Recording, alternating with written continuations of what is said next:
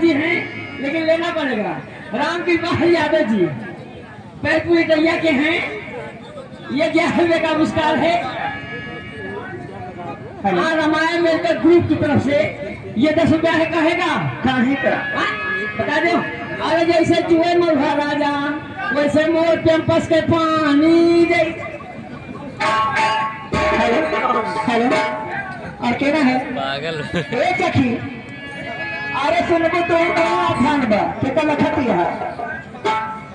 हाँ नहीं बहुत ना है राजा हम के बनारस घुमाएगा।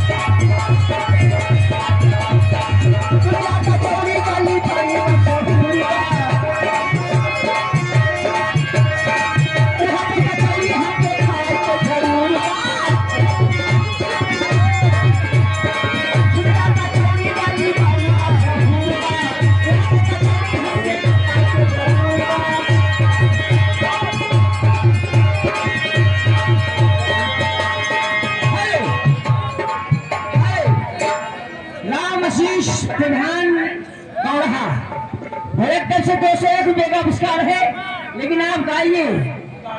अरे हुस्न हाजिर है मोहब्बत की सजा पाने को। अरे सुना लेकिन हम क्या कहते हैं भगवती का तो देखती है।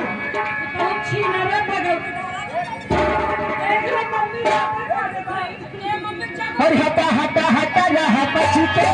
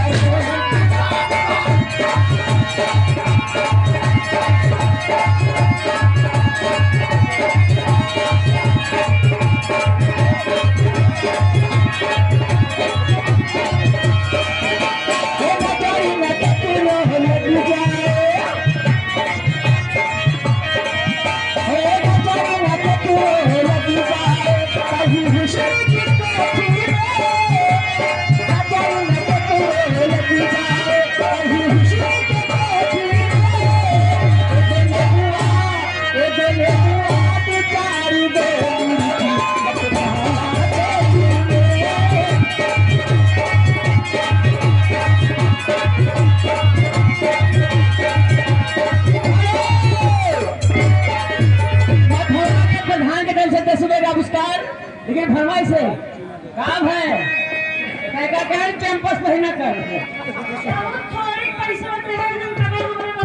बोलेरो के चाबी से। हेलो जी, दर्द होगा तो जाते अंदर बोलेरो के चाबी से।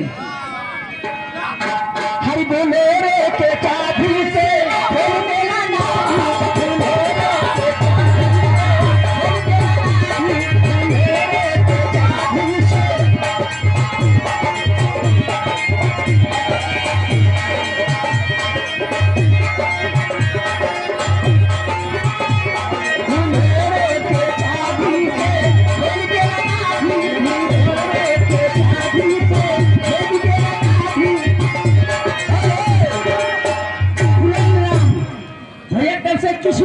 फरमाई से।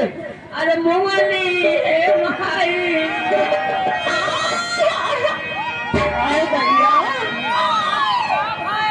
अरे बड़ी माई जैसे फट गए हो।